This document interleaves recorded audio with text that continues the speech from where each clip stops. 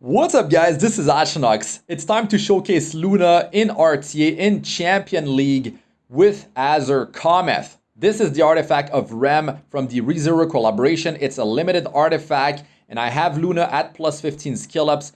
I tested her, I showcased her already with Portrait of the Saviors in RTA and she can deal 20% more damage if the target has 50% health or more. That's the same stats I had her on when I did that last video of Luna with Portrait of the Saviors. Now, Azure Comet, I wanted to try that out because if someone goes down on the enemy's team, she's gonna get 18% combat units with just one copy at plus 15.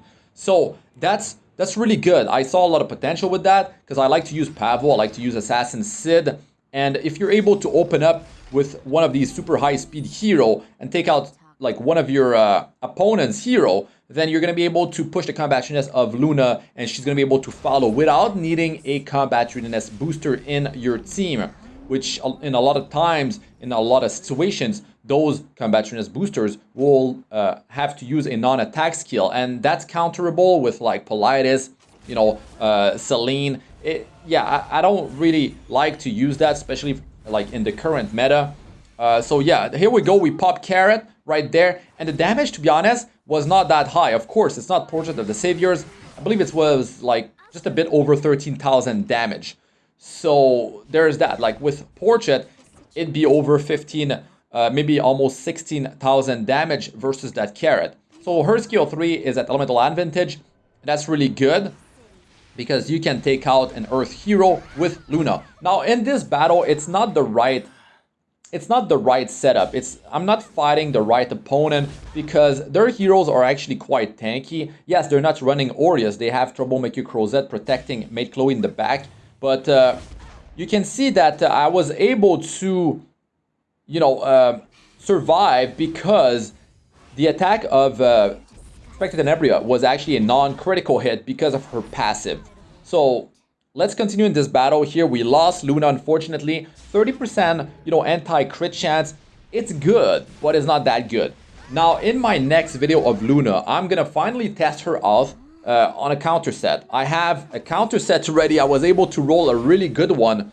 This is actually on my first account, and I'm gonna be pairing her with various different heroes, and we'll try that out in Champion RTA. Hopefully, I don't drop into Challenger while testing that, but I feel like there's quite a bit of potential, right? I'm gonna try to ban heroes that have non-attack skills, or maybe pick them, and I'll see what I can do. And Luna is gonna be really tanky in that video, so definitely stay tuned for that, because there's a lot of people out there farming Banshee. A lot of people don't have as much speed as I have, because that's a ton of speed. I'm a day one player, and I've been farming Wyvern for so long as a free-to-play player, but I'm a day one player, so I had so many opportunities to roll high speed compared to newer players. Especially like if you don't spend any money in the game and you just started or not too long ago, like your chances to get high speed, I mean, maybe you can gear out one hero, but what about like what I have is like 5-6 heroes with like a ton of speed, right? So there's that. So let's look at the damage of Luna. To be honest, of course, in terms of pure numbers, Portrait of the Saviors definitely wins over Azure Comet. Like 15% critical hit chance. She already has so much crit chance. Look at the damage here. Like, it's beautiful. 20,000, over 20,000 damage with the skill number 1 when you soul burn. I love that, right? It's really good. Now, of course, if you're wearing Portrait of the Saviors and the target is already under 50% health, you're not gonna get the 20% damage increase. So there is that. You could be using the Unity artifact from Guild War to get up to 16% damage increase. You could have 20% hit chance, with it when it's maxed out at plus 30. So you could be fighting heroes that are evasion based, so you don't miss your attack, right? Or maybe you're fighting an Earth hero, and with her skill 1, you're gonna be at elemental disadvantage. But if you have hit chance, you can counter that. So if instead of having like 50% chance of missing, you'd have like 30% chance of missing as a ice hero, Luna versus an Earth, let's say Landy or whatever, something like that. So yeah, you can see that Luna actually in the right setup, you can trigger that Azure Comet, with Assassin Sid, Pavo. Pavo, I really like to use him. But the problem with Pavo is that to get a target to go down, you can't just rely on skill 2 or skill 3. Like, you need to do the soul burn of skill 2 into skill 3.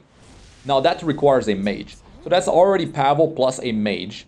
So the enemy could just ban the mage, or they could just ban Pavel. Now, if I go and I double pick heroes, high-speed openers like Pavel plus Assassin Sid, then if one of them gets banned, which is usually Pavel because he dishes out so much damage and he gives attack buff to the highest attacker in the team beside himself, which in my team is Luna, so that works good. But if they ban one of them, then like that's bad because I won't have this team. If they ban one of them and I have only one mage with the Guild's Ancient Book to get 20 souls, then I'm not gonna have the souls to soulburn Pavel, let's say if he's alive, or soulburn Assassin Sid to deal more damage with the skill number 3.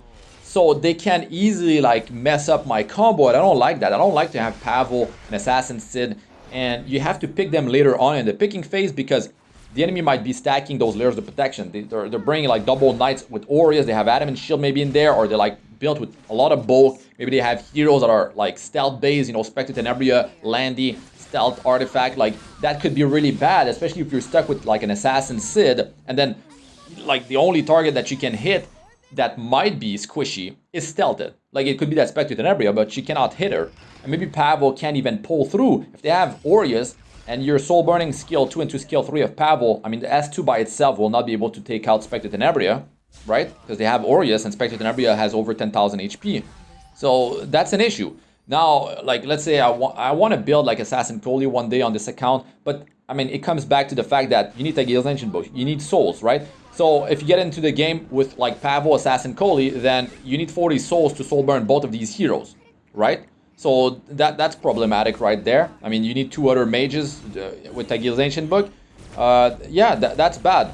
And we don't even have the hero that counters Tagil's Ancient Book yet in the game. So imagine when that happens, right? Oh man, like you can see the damage of Luna is really high. Like really, really high. I love the damage of her skill 1. When you're lucky and you get the maximum number of hits, then it hits like a truck. Like a freight train, basically. So I want to test her out on a counter set with Sigurd's Sight. That's the plan. I feel like that's going to be really good. I feel like it's either you go full on damage, right? As a single target burst damage dealer that will one-shot, you know, potentially 2 targets. But you definitely want to make the one-shot with the skill 3 happen so you can get the extra turn with her exclusive equipment. Now to do that, you need a lot of damage, you need a lot of gear. So Luna, you can't just put your free gear on Luna and she's gonna be making things happen for you. Of course, you're climbing an arena, you know, you're like Gold League, Master League. Yeah, you can make it happen. Maybe some opponents in Challenger are gonna be able to pull it off, but she needs attack buff. Like, without attack buff, you're gonna need some tremendous amount of gear to pull it off. Like in my last video, I was able to do it because I have a lot of offensive stats with Luna. Of course, I could boost that, I could have Memory Imprint on her, but I'm quite there, like at the limit, right? So if I'm able to pull a kill with Portrait of the Saviors, that means like you need the same stats, and I might be like sort of like borderline without the attack buff managing to pull those kills off. So yeah, attack buff sort of like guarantees the kill unless you're trying to target, you know, an evasion-based hero and you know, epic fail right there. The hero evades, but yeah, she's definitely able to output some tremendous damage on Portrait of the Saviors. Like an artifact that boosts her damage. Like another one that's really good, potentially like really, really good. And I kind of want to try that too after testing her on counter. So I might go back to a speed, you know, set, sort of like with the stats she has now, or even push it even further.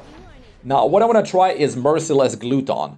This was buffed and it boosts single target damage, which is perfect for Luna. So instead of relying on something like Portrait of the Saviors, if the target has, you know, less than 50% health, you're not going to get that 20% damage increase. But with Merciless Gluton, you're getting that damage boost with your single target attack skills. I believe that artifact, when it's at plus 15, it's something like 10% damage increase from single target attack. But the beautiful thing, the thing that's really powerful, is that you get combat readiness increase for your whole team when you kill someone. So Luna, if she potentially kills 2 targets, you're not only getting the damage boost from Merciless Gluton, you are also getting the combat readiness boost for the rest of your team. It doesn't affect Luna. It doesn't affect the wearer of the Merciless Gluton artifact. By the way, the stats of my other heroes will be at the end of the video, guys. So yeah, in Champion, it starts to be rough, guys. You can pull it off under Champion. You want to use Azure Comet, and you feel like you can pull it off. Yes, you can definitely do it. Like, players definitely, they know what's up. They're better at banning. They can see you coming, you know, with your like one mage, relying on Tegil's Ancient Book. Like, imagine, you bring Pavel, you need to double up on your mages. But then at that point, they could just ban Pavel, right? And those mages, well, maybe they're not built with speed. Maybe I bring top model Ulka. Yeah, she could be built with speed. She can boost the combativeness of the team. But you know, they could be bringing Celine. Of course, you don't have to use her skill number 2, but there's plenty of counters, and they can definitely mess up your combo.